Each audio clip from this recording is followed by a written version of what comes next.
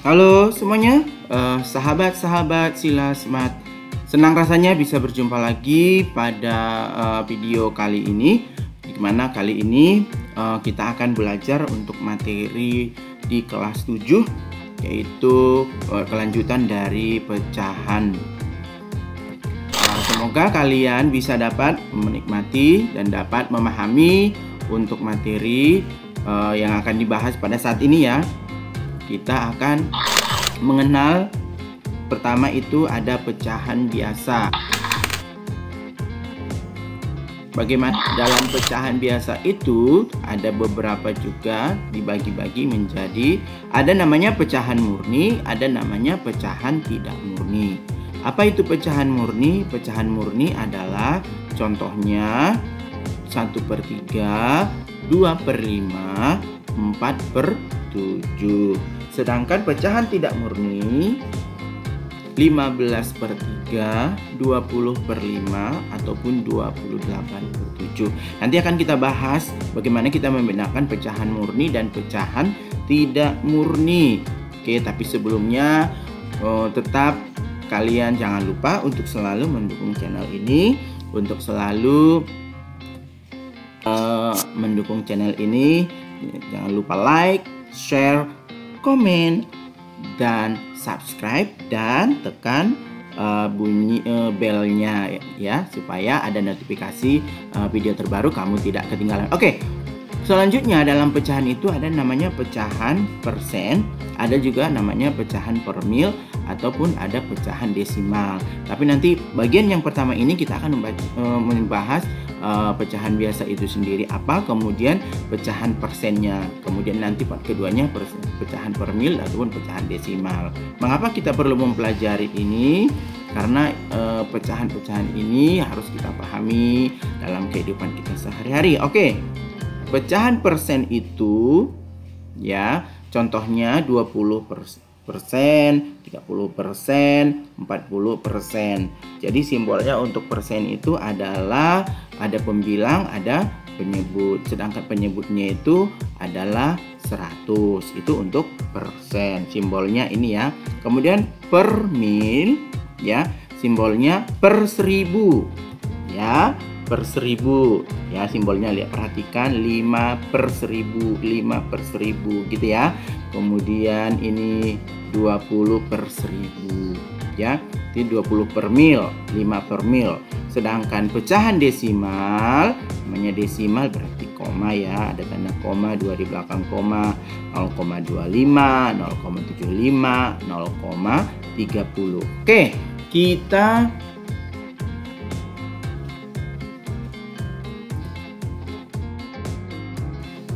selanjutnya perhatikan 2/7, 6/11, 3/14, 7/16, 5/22. Manakah dari kelima pecahan di atas yang bukan merupakan pecahan murni? Ini tadi yang saya bilang, kita akan bahas mana pecahan murni, mana pecahan tidak murni. Oke, kita memperhatikan satu persatu. Kita perhatikan 2/7. 2/7 karena pembilangnya 2 lebih kecil daripada penyebutnya, maka disebut pecahan murni. Jadi syaratnya adalah pecahan murni itu jika pembilang lebih kecil dari penyebut. Berarti 6/11 juga 6 itu lebih kecil dari 11, maka merupakan pecahan murni. Begitu juga 3/14 karena 3 lebih kecil daripada 14, maka merupakan pecahan murni. 7/6 itu 7-nya itu lebih besar dari 6, maka pecahan tak murni. 5/22 merupakan pecahan tak murni karena 15 lebih kecil dari 22. Maka kesimpulannya ya, untuk pecahan murni jika pecahannya A per B, jika A lebih kecil dari B. Jadi simbol pecahannya itu A per B, atau A itu pembilang, B itu penyebut.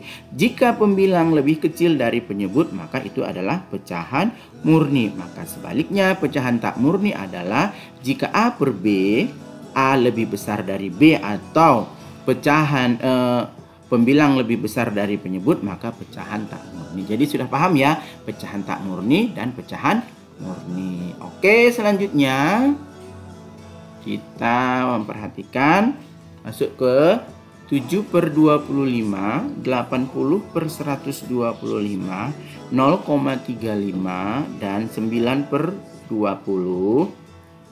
Ubahlah pecahan di atas menjadi pecahan persen. Jadi kita disuruh mengubah pecahan-pecahan tersebut, pecahan biasa, pecahan desimal rubah ke pecahan persen. Kita memperhatikannya di sini. Pertama kita ngecek dulu yang 7/25. Kalau persen tadi simbolnya adalah pembilang. Pembilang di atas ya, yang di bawah penyebut. Penyebutnya harus 100. Maka ini ya, untuk pecahan persen maka pembilangnya itu kita kali dengan bilangan yang sama. Jadi 225 itu supaya jadi 100 berarti kita kali 4 kan gitu. 100 bagi 25, 4. Maka 7 kali 4 28. 25 kali 4 100. Maka 7/25 itu 28/100 atau 28%. Selanjutnya 80/125, karena ini melebihi dari 100, maka kita sederhanakan untuk lebih mudahnya kita buat dulu dia di 1000 ya. Kita buat 1000. Oke, kalau kita buat 1000 maka yang di atas kita kali 8, 80 dikali 8, 125 dikali 8, maka ini menjadi 640 per 8 kali 125, 1000. Maka kita sederhanakan, baru kita bagi lagi ya kan. 640 dibagi 10, 1000 dibagi 10, maka hasilnya menjadi 64/100. Ini menjadi 64%, karena kita maunya persen gitu ya. Yang 0,35 kita rubah menjadi persen. 9/20 kita rubah dulu. 20 itu penyebutnya, maka 100 bagi 20, maka kita dapatnya adalah 5. Maka 9 dikali 5 45, 20 dikali 5 adalah 100. Maka 9/20 itu menjadi 45%. Oke ya. Oke, 0,35 ini kita rubah menjadi, kita rubahnya dikali 100 ya, per 100, maka 35/100 sama dengan 35%. Sebenarnya 0,35 itu sudah dapat kita buat ya, 5/10 gitu ya kan, 3/100. Oke, demikian yang bisa. Oke, jika ada pertanyaan silahkan buat di kolom komentar. Selanjutnya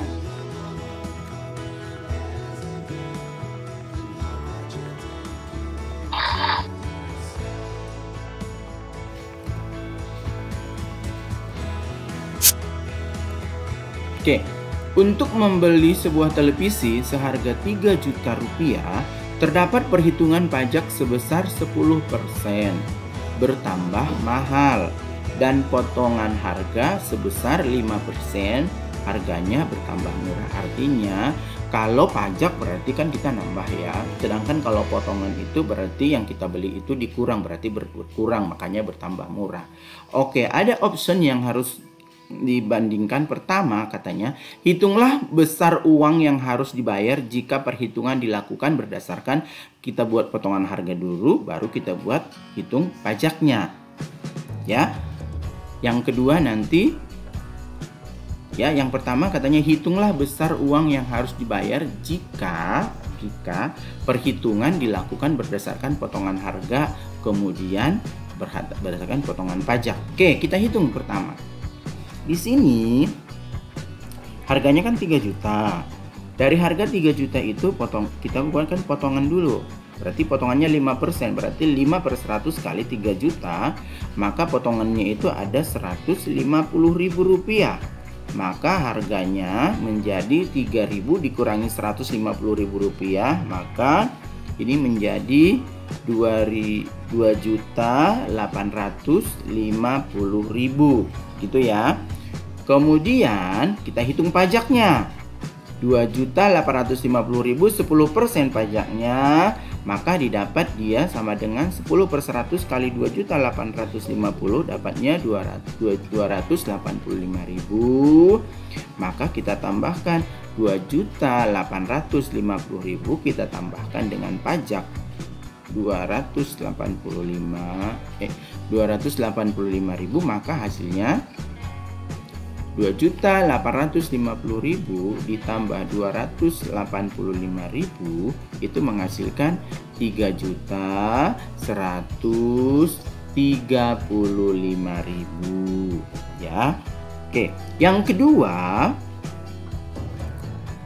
dia mintanya hitunglah besar uang yang harus dibayar jika perhitungan dilakukan berdasarkan pajak, kemudian baru potongan harga. Jadi di sini maksudnya kalau misalnya harga itu langsung dipotong pajak, kita perhatikan harganya 3 juta, kemudian pajaknya adalah 10%, maka 10 per 100 dikali 3 juta, maka pajaknya adalah 3 juta.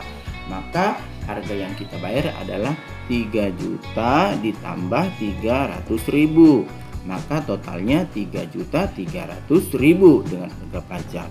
Kemudian kalau dipotong 5% dari 3.300.000, kalau dipotong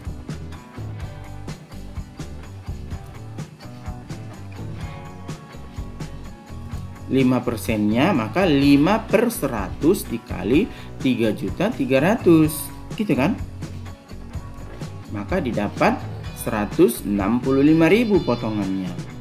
Maka harga yang harus dibayar adalah 3.300.000 kita kurang 165.000.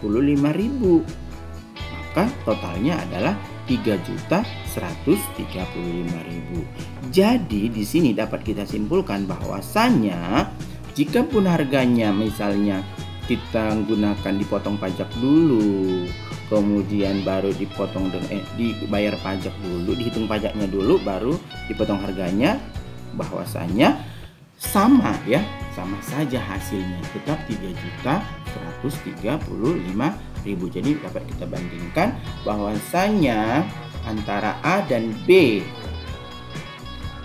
melakukan misalnya dipotong pajak dulu, baru setelah dipotong pajak baru dihitung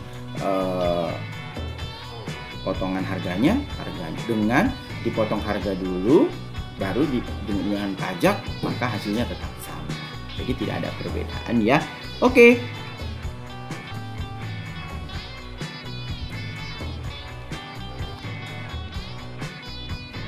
Oke, demikian untuk materi hari ini. Untuk bagian yang pertama, nanti kita akan lanjutkan pada bagian yang kedua. Jangan lupa untuk selalu mendukung channelnya Silasmat. Oke, sekian dan terima kasih. Jangan lupa like, komen, share,